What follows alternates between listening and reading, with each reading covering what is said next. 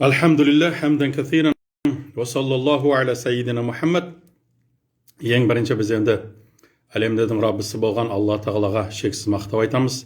Екіншіден сүйікті болған пайғамбарымызға салауат айтамыз. Алла Тағала осы бүгін істеп жатқан дұға тілектерімізді және бүгінгі Құдай қаласа біздің кездесуіміз бір берекелі болсын, жемісті болсын.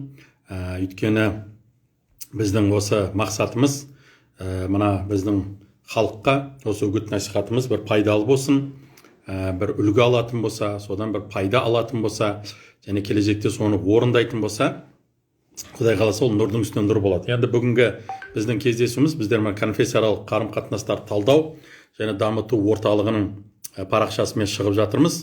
Бүгінгі біздің тақырыбымыз өздеріңіз байқаған секілді сабағы жаман жемістің дәні де жаман деген тақырыбы. Нақтылау айтқан кезде әрине бұл күзге байланысты емес, бұл тамаққа байланысты емес, бұл тақырыпты, бұл мақал-мәтел қазақтың, егер сіздер байқаған болсаңыздар, яғни бұл мына тамаққа ешқандай байланысы жоқ.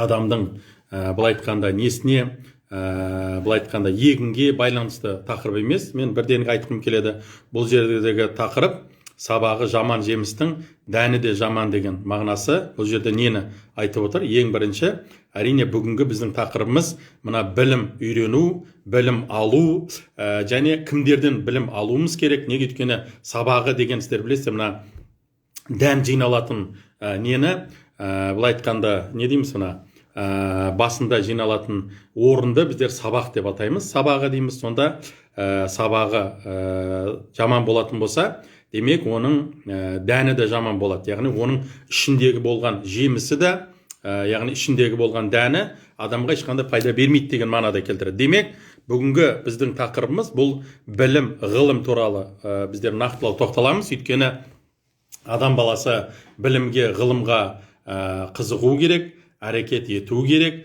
оны іздену керек. Өйткені біздің ислам дініміз, мысалы мына Құран кәрімді егер біздер ашып оқитын болатын болсақ, Құран кәрімді Алла Тағала бізге көп бұйрық беретін бағыттардың біреуі, ол не болып табылады? Бұл білім, ғылым. Яғни адам баласы білімге, ғылымға құштар болу керек, оған қызығу керек, оны іздену керек, оны талпыну керек. Енді білім деген кезде, әрине Құран кәрімде Алла Тағала білім деген сөзді араб тілінде ильмун деп атайды. Ильмун, аллам дейді, мысалы, Алланың өзінің сипаты бар. Алимул ғайби, мысалы, ғайыптарды білетін, білуші. Алла Тағалада білуші деген сипаты бар, міндетті түрде. Сондықтан да бізде, иншалла, не қыламыз? Осы өмірге келген соң, Алла Тағала бізге ақыл берді ма, сана берді ма? Демек, адам баласы білімді үйрену керек, білімге құштар болу керек. Құран кәрімде санаған кезде осы білім деген сөзі Құран кәрімде неше рет қайталанады, неше рет келеді деген кезде, білім деген сөзі 790 рет. Яғни былай айтқанда 800 рет, 800 ретке жақын білім деген сөзі не қылады? Қайталанады. Яғни Құран кәрімде міндетті түрде осы білім, ғылым деген сөзі міндетті түрде келіп отырады. Сонда қарайтын болсақ, 114 сүреге 800 деген сөзді біздер бөлетін болсақ, ондай болса, ол кемінде бір 7-8-ден әрбір сүреге ол сәйкес келеді. Бұл дегені біздің ислам дініміз адамды, алхамдулилля, білім алудыққа, білім ізденуге әрқашан әр кезде бұйрық береді. Пайғамбарымыздың саллаллаху алейхи вассаламның өте көп хадистері бар. Мысалы, мына пайғамбар бір хадисі бар, білімді ізденіңдер тал бесіктен жер бесікке шейін деген. Яғни бұл айтқанда басқа бір хадисін айтады, талабул илму фаридатун алал кулли муслим ва муслима дейді. Яғни білімді талап ету әрбір мұсылманға, ер кісіге және әйел кісіге әрбір не деді? Ол міндетті деді. Адам баласы білімге не болу керек? Құштар болу керек, білімге қызығу керек және білімді іздену керек. Енді білім деген кезде бұл жерде білім екіге бөлінеді. Ең бірінші білім бұл ислам дініне байланысты болған діндер, білімдер, кешіресіздер. Яғни ислам дініне байланысты болған білімдер. Олар қайсылар? Ең бірінші Құран кәрім, екінші пайғамбар Мұхаммедтің хадистері, үшінші шариғат, төртінші ақида. Мысалы, марифат бар, тариқат бар, усулі фиқ бар, усулі хадис бар, ахлақ бар, ихсан бар, мысалы деге. Солардың бәрін жинаған кезде біздің ислам дініміздің негізгі кітаптары, негізгі болған бағыттарын көрсетеді. Яғни адам баласы білім арқылы әрбір жақсы нәрсеге жетеді. Білім арқылы өзінің көзін ашады. Білім арқылы өзінің иманын көбейтеді. Білім арқылы не қылады? Келешекте өзіне бір мамандықты таңдайды. Бір саланы меңгереді. Өйткені білім болмайтын болса, ол еш нәрсені меңгере алмайды, және бір салаға о не қыла алмайды, жетекші бола алмайды. Сондықтан да біздер бұл жерде түсінер нәрсеміз, Құран кәрім бізге бұйрық береді. Пайғамбарымыз саллаллаху алейхи бізге бұйрық береді білім ізденуге. Ең бірінші білім дінге байланысты болған білімдер. Бұны алу, бұны үйрену, мысалы міндетті. Яғни адам баласы Құран кәрімді оқуды білу керек. Мұхаммед пайғамбарды тану керек. Ислам дінінің бұл айтқанда сенімге байланысты, ақидаға байланысты, таухидқа байланысты болған нәрселерді үйрену керек. Ол ең бірінші. Сосын екінші болған білім, ол қандай білім? Ол мына зайырлық қоғамға, немесе мысалы адамдың тіршілігіне байланысты болған білімдер. Адамдың тіршілігіне байланысты болған білімдер. Олар қалай? Мысалы осы физика болсын, география болсын, немесе медицина саласы болсын, астрономия бола ма, немесе мына құрылыс саласы бола ма, басқа бір салалар бола ма, яғни біздің тіршілігімізге қажетті болған білімдерді үйрену, ол да біз үшін міндетті болып табылады. Өйткені сен намазыңды оқитын болсаң, ондай болса сенде меңгерген, оқыған бір салаң болу керек. Яғни сол саланы сен меңгеріп, оқып, иншалла Құдай қаласа, сол жерде сен не қылуың керек, оны міндетті түрде жүргізуің керек. Яғни бұл мысалы біреу дәрігер, мысалы, немесе біреу құрылысшы деген сияқты, сонда оны не қылу керек, міндетті түрде соны меңгеру керек. Өйткені мысалы сен 5 уақыт намазыңды оқисың ба, енді саған тіршілік жасау керек. Яғни ақша табуың керек, жанұяны қамтамасыз етуің керек. Сол сияқты, сол жағдайларда сен не қыласың, бір саланы меңгересің. Кәсіпкер боласың ба, немесе бір мекемеде жұмыс істейсің ба, немесе басқа бір өзіңе ыңғайлы болған, өзің жақсы көрген, жүрегің тартқан бір саланы меңгеріп аласың да, сол сала арқылы өзіңдің жанұяңды, өзіңді не қыласың, сен қамтамасыз етесің. Енді бүгінгі біздің тақырыбымыз әрине бұл осы діни болған білімдерді үйрену. Ол адамға өте қажет. Оған адам баласы дайын болу керек. Оны меңгеру керек, міндетті түрде. Өйткені дінге байланысты болған білімдерді ізденбейтін болсақ, үйренбейтін болсақ, ондай болса біздің көзіміз соқыр болып, жүрегіміз не қылады, еш нәрсені сезбей қалуы мүмкін. Енді бұл дін білімдерін үйрену, әрине бұл барлық адамға міндетті емес, парыз емес. Ол арамыздан кейбір адамдар шығатын болса, кейбір адамдар соны үйреніп, Аллаға шүкір, содан бір пайда алатын болатын болса, мысалы кейбіреулер мысалы шықты, мысалы бізде міне жамағат бар, жай намазхандар бар, бірақ солардың арасында кейбіреулер шығады, не дейді, айтады, мен ары қарай осы дінді үйренгім келеді, терең білгім келеді. Құран кәрімдің былай айтқанда не хадистерін, Құран кәрімдің түсініктемесін, тәпсірін, түскен аяттардың мағынасын, қай уақытта түсті, не үшін түсті, қандай себеппен түсті деген сияқты сұрақтарға жауап беретін діни болған білімдерді адам баласы терең үйренгісі келеді. Бұған енді әрине үйрену керек. Өйткені егер мысалы дек, мына 10 кісіден біреу шығатын болса, мен осы дінді, ислам дініне байланысты болған білімді терең білгім келеді, терең үйренгім келеді, осыны зерттегім келеді дейтін болатын болса, ондай болса біздің есіктеріміз әрқашан ашық. Яғни ислам дінінің есіктері ашық, оны үйренуге ол болады. Енді үйренген кезде, міне бүгінгі біздің тақырыбымыз сабағы жаман жемістің дәні де жаман. Енді сен оны қайдан үйренуің керек? Осы хадисті, шариғаттың болған ілімдерін, немесе Құран кәрімдің кітабын қай жерден үйренуің керек? Бұлған жауап берген кезде әрине біздер бір нәрсені түсінуіміз керек. Өзіміздің жергілікті болған, бекітілген орындардан, ғылым, ілім ізденетін орындардан біздер сабақ алуымыз керек. Неге? Өйткені мына Құран кәрімде Алла Тағала бізге бұйрық береді. Фасалу ахла зикри ин кунтум ла та'ламун дейді. О адамдар, егер сендер осы сұрақтарға жауап іздейтін болсаңыздар, сұрақтарыңызға, ондай болса, осы саланы меңгерген кісілерден сұраңдар дейді Алла тағала. Яғни бұл дегені, мысалы дек, міне бір мысал ретінде, егер сіздің тісіңіз ауырып тұратын болса, сіз ешқашан инженерге бармайсыз, сіз зоотехникқа бармайсыз. Мысалы дек, сіз кімге барасыз?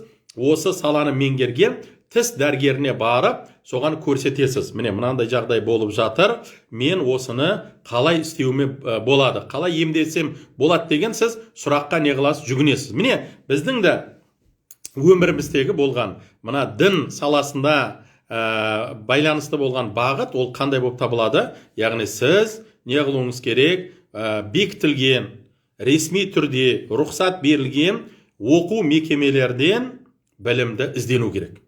Егер сіз оқу бекітілген, осы республикамызда, мысалы Қазақстан Республикасына келетін болсақ, біздің республикада бекітілген оқу орындарынан егер сіз білім, ғылым ізденбейтін болатын болсаңыз, ондай болса сіз басқа нәрселерге жүгінесіз. Басқа оқу орындарына жүгінесіз. Ал ол басқа орындарға жүгіну, мысалы дек, адамды неге алып бару мүмкін? Ол медицина емес, ол инженер емес, ол агроном емес, ол экономист емес, ол ең бірінші дін саласы. Дін саласы болған соң, бұл дін саласында өзінің бір ерекшеліктері болады. Өзінің бір нелері болады. Бұл айтқанда, басқа салаларға ұқсамайтын өзінің бір бағыттары болады. Міне сол бағыттарды адам баласы не қылу керек? Дұрыс түсіну керек, оны дұрыс оқу керек, және оны не қылу керек? Қолдан келгенге шейін алып жүруіне тырысу керек. Өйткені онсыз ол болмайды.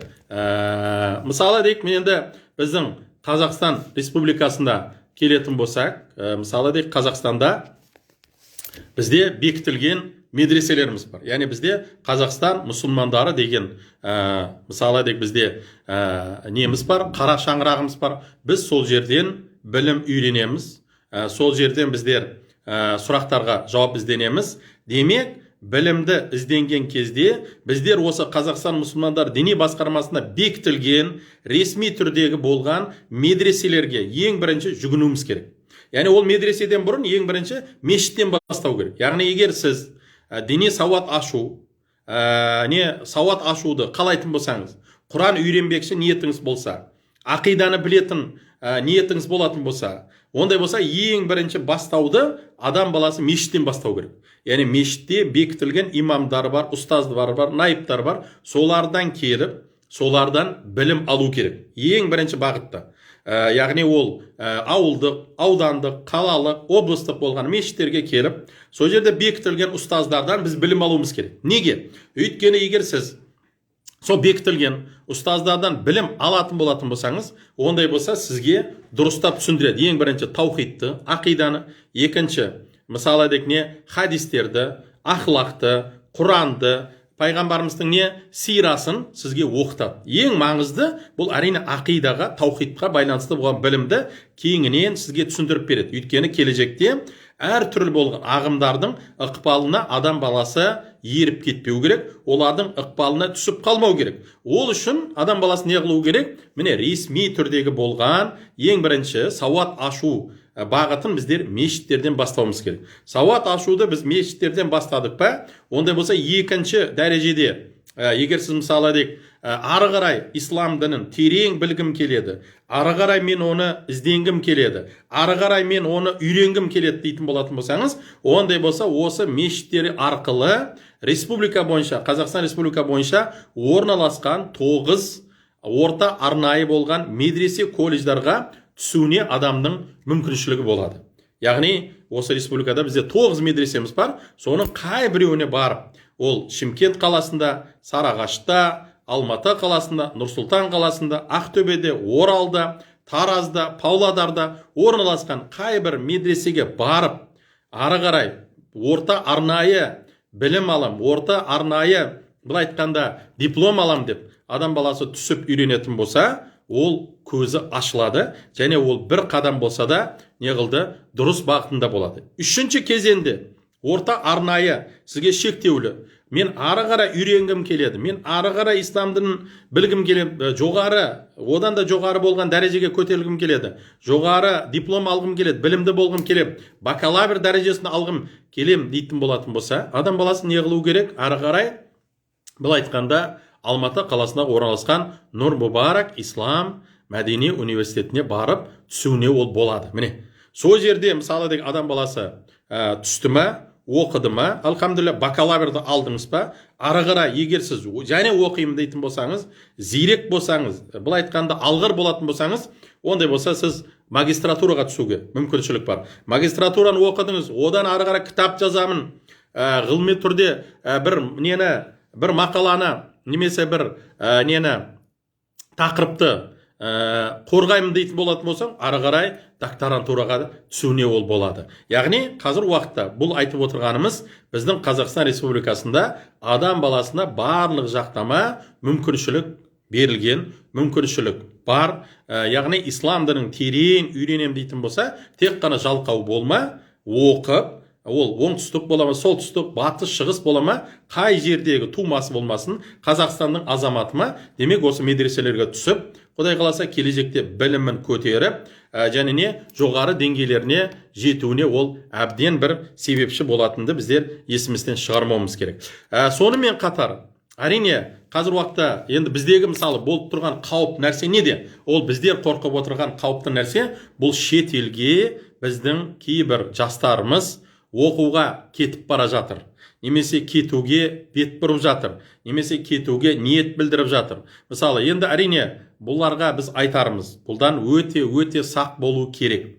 Неге десеңіздер, өйткені ол жерде шетелге барған кезде қандай білімді үйренеді, қандай кітаптарды оқиды, ол қандай медресе, егер ол Құдай сақтасын бір қисық болған кітаптар болатын болса, біздің ахли сүнна вал жамағатқа, имам Матрудиға, мазхабтарға сәйкес келмейтін бір кітаптар болса, бір топтардың, бір жамағаттардың медресесі болатын болса, немесе одан қалай берді, бұл айтқанда адам баласын бұзатын, экстремизмға, радикализмға, терроризмға шақыратын ұстаздар болатын болса, мысалы деп, одан адам баласы не қыла алмайды, бұл айтқанда түсіп қалу мүмкін, олардың ықпалына еріп кету мүмкін. Ал бұл келешекте неге алып барады? Ең бірінші бұл адамдың бұзылуына алып барады. Екіншіден келешектегі ол келіп, мына біздің елге не қылады? Біздің ақидаға, біздің дәстүрімізге, біздің елімізге сәйкес келмейтін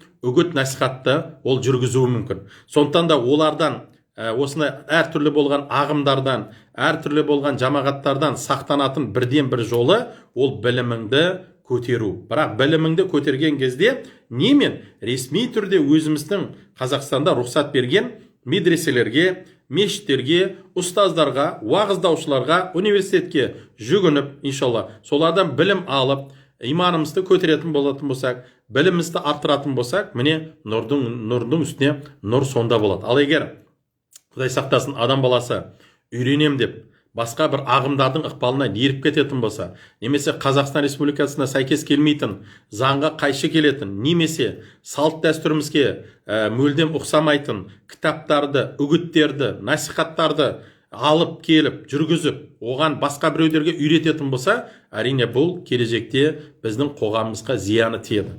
Біздің қоғамымыздың бірлігін, ынтымағын кеткізеді. Сондықтан да біздер үгіттейтініміз, насихаттайтынымыз ол қандай? Жергілікті болған қазіргі уақыттағы медреселерден білім үйренейік. Өзіміздегі бекітілген ресми түрдегі университеттен барып сабақтар алайық. Сол жердегі болған ұстаздардан былай айтқанда кітаптарды оқиық, сұрақтарымызды солардан сұрайық. Неге? Өйткені мысалы даже фатуаға келген кезде, мысалы біздің елдегі болған бір фатуаны басқа бір елдегі болған елдегі салт дәстүрмен араластыруға болмайды. Өйткені әрбір елдің өзінің бір ерекше болған бір салт дәстүрлері болады. Осы нәрсеге де бізде қатты көңіл бөлуіміз керек, құрметті ағалар, бауырлар, құрметті ата-аналар.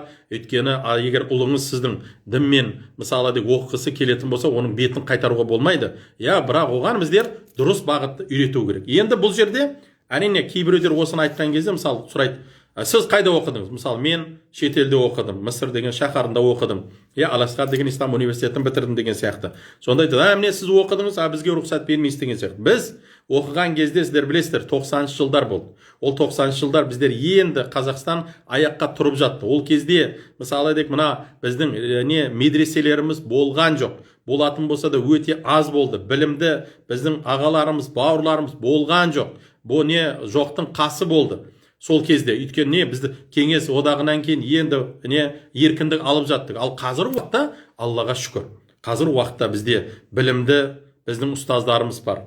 Білікті болған уағыздаушыларымыз бар. Ең маңыздысы сол білімді, білікті болған мамандар дайырлайтын орындар бар. Міне, егер сіз сол медреселерге барып, алхамдулилля, біліміңізді алып, 3 жыл оқисыз, одан ары қарай Нұр-Мұбаракқа барып, түсіп, біліміңізді одан есе көтеретін болсаңыз, міне, нұрдың үсті нұр болады. Сондықтан да біздер осы бағыттарды есімізден шығармайық. Ресми түрде бекітілген оқу мекемелеріне біздер жүгінейік, солардың артынан жүрейік, ұстаздарымызды тыңдайық. Алхамдулилля, өзіміздің Қазақстан мұсылмандары діни басқармасының шаңырағының артынан, имамдардың артынан ерейік. Және бір рет айтарымыз, осы оқу мекемелеріне егер сіздер ұлдарыңызды, қыздарыңызды, шәкірттеріңізді егер осы дінді білем, мен үйренгім келетін дейтін болса, ондай болса сол жерлерге жіберуіміз керек. Сондықтан да сабағы жаман жемістің, яғни былай айтқанда сабақ алатын орындың,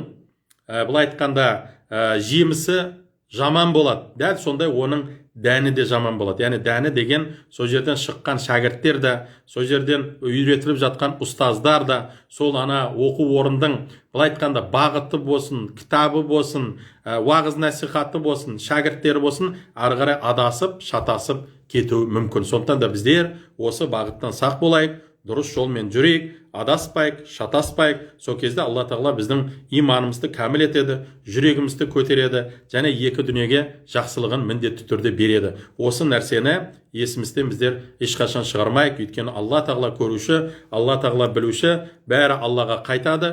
Бәрі бұл дүниеде біз бәріміз қонақпыз. Сондықтан да біз осы нәрсені есімізден шығармайық. Алла дұға тілектерді қабыл етсін. Өзіміздің Қазақстан мұсылмандары діни басқармасына қарасты болған діни болған мекемелерде, орындарда білімімізді алайық, білімімізді көтерейік, және жүрегімізді ашайық. Осы бүгінгі біздің тақырыбымыз осы болды. Алла тағала дұға тілектерді қабыл етсін, иманымызды кәміл етсін. Сосын айтарымыз әрине міне осы мешіттен білімді алатын балдарды, мысалы егер сіз көрдіңіз, міне мектеп ұстазысыз, көрдіңіз, намазын оқуды бастады, оразасын ұстап жатыр, ондай болса біз оларды біздер сақтандыруымыз керек. Неден? Яғни әртүрлі вирустар, әртүрлі аурулар оларға кіріп кетпесін. Қандай вирустар? Әртүрлі ағымдың, жамағаттың ықпалына еріп кетпесін. Өйткені егер ол мысалы өзіміздің мешіттен білім алатын болса, мешіттегі бекітілген ұстаздың артынан еретін болса, содан Құранды, таджвидті, ақиданы, фихты, ақлақты, мінез-құлықты сол жерден үйренетін болса, Құдай қаласа, Алла бұйырса, ол дұрыс бағытында болады. Алайда егер сол шәкірттеріміз, Құдай сақтасын, намазын оқыған кезде интернеттен үйренетін болса, интернетті тыңдайтын болса, интернеттегі отыратын әртүрлі уағыздаушылардың артынан еретін болатын болса, ондай болса ол адасады, шатасады, және Құдай сақтасын, екі дүниеде не жамандыққа ол алып бару мүмкін. Сондықтан да біздер осы бағыттардан өте сақ болайық. Алла тағала иманымызды кәміл етсін, жүрегімізді тазартсын, әрбір шаңыраққа береке тілейміз. Аман болайық, бір-бірімізге ренжімейік, бір-бірімізге көмектесейік, бір-бірімізге болысайық. Өйткені Алла көріп тұр, Алла тағала біліп тұр. Барлық нәрседе адал болайық, таза болайық, сабырлы болайық, кішіпейіл болайық. Иншалла, және өзіміздің ұрпақтарымызды, шәкірттерімізді, оқушыларымызды осы бағытта тәрбиелейтін болсақ, нұрдың үстіне нұр болады. Сондықтан да сырттан, шетелден, оқу мекемелерден өте сақ болу керек. Өзіміздің дінге байланысты болған, ресми тұрған медреселерімізге, университетке жүгінетін болсақ, нұрдың үстіне нұр болады. Алла тағала дұға тілектерді қабыл етсін, иманымызды кәміл етсін, әрбір шаңыраққа береке тілейміз, отбасы аман болсын. Аман сау болыңыздар, келесі кездескенше амандықта болайық.